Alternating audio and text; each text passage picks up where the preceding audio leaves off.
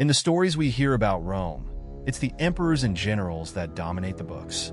But what about the men who actually led the legions on the battlefield? The centurions, anonymous heroes who, with courage and strategy, shaped the fate of the greatest empire in history. You might think that the great commanders of Rome were solely responsible for the victories.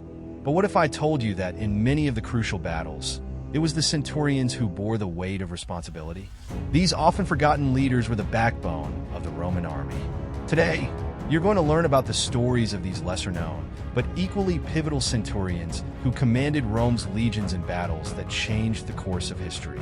Get ready to discover how these anonymous heroes shaped the most powerful army in the world. What comes next will reveal the true figures behind the Roman war machine. Centurions played a crucial role in the Roman army, being considered the true backbone of the legions. While generals crafted grand strategies and emperors reaped the glory of victories, it was the centurions who led and organized the common soldiers in the field. Their power went beyond direct command. They were responsible for training the legionaries, ensuring discipline, and making sure every soldier was ready for battle. Each centurion commanded a century, a group of about 80 to 100 men, and their influence extended to the morale of the troops. These officers didn't just give orders. They inspired their men to fight with determination and discipline, even in the most adverse situations. The role of centurions was highly strategic. They served as the bridge between the orders of higher commanders and the practical execution on the battlefield. They were experienced soldiers, many with decades of service, capable of making quick and effective decisions in critical moments. When the battle line was about to crumble, or when an advance was needed, it was the centurions who coordinated actions with surgical precision. They had the autonomy to act based on the circumstances, which was essential in battles that could change course rapidly. This ability to adapt and command, often in chaotic situations, was what truly defined the effectiveness of the Roman army. Centurion leadership was earned not just through merit, but through sheer competence in combat. These men rarely limited themselves to observing from a distance. They were on the front lines, side by side with their soldiers, actively participating in the fight. This created a bond of trust between centurions and their troops, as the legionaries knew their commanders faced the same risks. This example of courage and willpower was essential to maintaining the cohesion of the legions in moments of crisis. When a centurion fell in battle, it could destabilize the entire formation, given their importance to the group's morale. In addition to combat, centurions were also responsible for maintaining the Roman army's strict discipline, known for its rigidity. They had the authority to punish, and the penalties could be severe, ranging from demotion to execution in extreme cases. This kept the soldiers in line and prevented insubordination, which was essential in such a vast army. However, the respect centurions inspired didn't come solely from the fear of punishment. Many soldiers admired these leaders who were fair, demanding the same from everyone, including themselves. The Roman military culture valued discipline above all, and the centurions were the guardians of that order.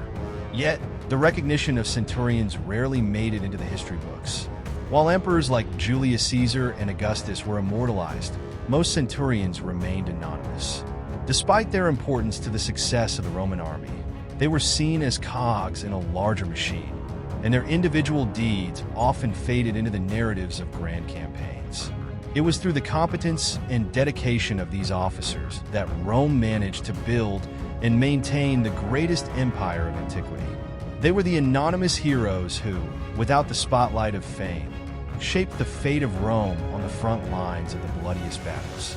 Titus Pullo and Lucius Vorenus are two of the most well-known centurions in Roman history, mainly thanks to Julius Caesar's accounts in his writings on the Gallic War. These two officers became legendary not only for their battlefield skills, but also for the rivalry they maintained between themselves. The relationship between Pullo and Vorenus exemplifies the competitiveness among centurions, each striving to outdo the other in bravery and heroic deeds. During the campaign in Gaul, both demonstrated impressive valor, fighting side by side in extreme situations, always trying to stand out. This healthy competition, based on honor and courage, reflected the Roman military culture, where centurions were encouraged to lead by example. The famous battle where Pullo and Varenus distinguished themselves occurred during the siege of a Gallic fortification. In that critical moment, Pullo charged alone against the enemy, challenging the Gallic warriors. He found himself surrounded and wounded, but before he could be defeated, Varenus rushed to his aid, saving him from capture. The bravery of both was recognized by Caesar, who mentioned them in his commentaries on the war. However, this episode was not just an example of individual valor. It illustrated the nature of the role of centurions, who were always at the front lines, ready to lead by example and risk their lives for the men under their command. The rivalry between Pullo and Varenus was not merely a clash of egos. It represented the competitive spirit that permeated the Roman army, where individual excellence was rewarded and ambition was seen as a positive quality. Both were constantly trying to prove their worth, not just to their superiors, but also to their troops. In doing so, they motivated the soldiers to follow their example of bravery, creating a culture of elite performance within the legions. This internal competition helped keep the army sharp and ready to face the toughest challenges, as each centurion knew that their actions could be observed and judged by their peers. The story of Pullo and Varenus also reveals the human side of centurions. Men who, despite being figures of authority, faced personal dilemmas and rivalries like anyone else. They were seen as almost mythical figures by their soldiers, but at the same time, they were deeply embedded in the harsh realities of military life. These men had to balance duty with ambition, courage with survival, and this made their stories resonate deeply among the troops. The legionaries serving under centurions like Pullo and Varenus knew they were led by men who shared their experiences and fears. Titus Pullo and Lucius Varenus are examples of centurions who transcended anonymity, but their stories are exceptions. Most centurions who served in Rome never had their names recorded, despite their importance to the Roman war machine. Still, their lives and actions left indelible marks on military history, shaping the empire in decisive moments. These stories remind us that true heroes are not always those who appear in historical records, but those who, on the front lines, make a difference in silence. Discipline in the Roman army was legendary, and the centurions were its primary guardians. In an era when battles could quickly turn to chaos, it was rigid control and order that ensured the success of the legions. Centurions played a crucial role in maintaining cohesion among the soldiers, even in the most chaotic moments. They had the power to swiftly punish any indiscipline, which was essential in such a vast army. With a strict hierarchy and an efficient chain of command, these officers were responsible for keeping the legionaries focused on the mission, preventing panic or confusion from taking over. Under their command, the Roman army operated like a well-calibrated machine. The control of centurions was not exercised solely on the battlefield. In times of peace, they oversaw the training of the soldiers, imposing grueling regimes that prepared the legionaries for the most adverse situations. The training included forced marches, battle simulations, and the use of weapons in realistic conditions. For centurions, the constant repetition of military maneuvers was the key to victory. They believed that, when facing an enemy, Roman soldiers conditioned to discipline would act instinctively and precisely. This practical and methodical approach was the secret to Roman effectiveness in combat and was reflected in the way centurions commanded. During battles, centurions maintained strict control over their men, often applying severe punishments to those who hesitated or disobeyed orders. The survival of the entire legion depended on obedience and cohesion, and any soldier who broke that order put everyone else at risk. For this reason, centurions did not hesitate to act harshly when necessary. In some situations, they were even permitted to execute a soldier in the midst of battle if cowardice was detected. This level of discipline was seen as an extreme but crucial measure to ensure that the legion operated as an unbeatable unit without flaws. However, the relationship between centurions and legionaries was not solely one of authoritarianism. Many of these leaders developed a bond with their men, earning their respect and loyalty. While they were strict and demanded discipline above all, centurions were also known for their fairness. They understood that an effective army was made up of soldiers who trusted their leaders. This trust was built in battle, when centurions placed themselves at the front and faced the same dangers as their men. This combination of authority and camaraderie made centurions respected figures, often revered by the troops.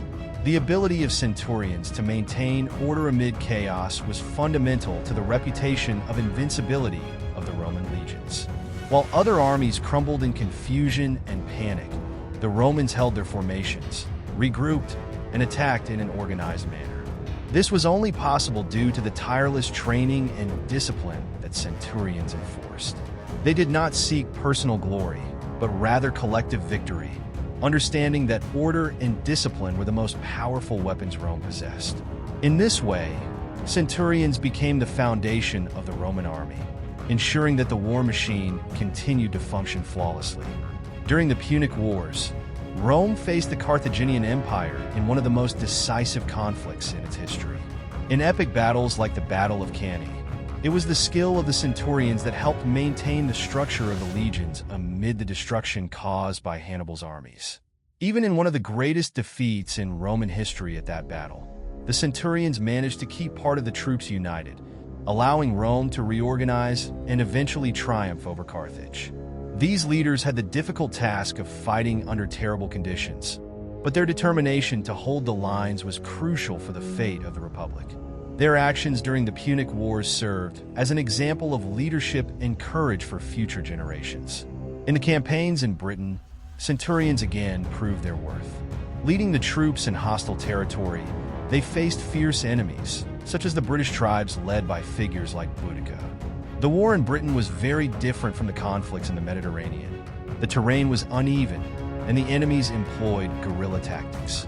The centurions, with their experience and adaptability, were essential in imposing Roman discipline in a scenario of chaos and uncertainty. They led the legions through marches in dense forests and faced unexpected ambushes. Their ability to make quick and effective decisions in extreme danger made these leaders key to the survival and success of the campaigns. During the famous Boudica Revolt, the centurions faced one of the greatest threats to Roman presence in Britain. Historical accounts tell us about the brutality of the fighting, and it was the command of the centurions that prevented the total collapse of the legions. As the British tribes attacked relentlessly, the centurions kept the troops united, reorganizing formations and repelling attacks with iron discipline. The victory over Boudica was not just a triumph for Rome, but a demonstration of the power of its centurions in dealing with seemingly unsustainable situations. Once again, they proved to be the link between the general strategy and the practical execution on the field. The Punic and British Wars exemplify the importance of centurions in conflicts that shaped the future of Rome. While global strategies were decided by supreme commanders like Scipio Africanus or Julius Caesar, it was the centurions who ensured that these strategies were implemented on the battlefield. In the Punic Wars, their actions helped to stem Hannibal's advance, allowing Rome to recover and defeat Carthage. In the campaigns in Britain, they ensured that Roman dominance was established in a distant and wild land, contributing to the expansion of the empire. These examples of battles show how centurions were more than just simple intermediary officers. They were the vital force driving the Roman army, capable of acting decisively in battles that determined the fate of nations. Even in defeat, their ability to maintain order and preserve the structure of the legions was crucial for Rome's resilience. They were essential both in victories and in the survival of the Republic and later, the Empire, solidifying their role as the true unsung heroes of Roman military history.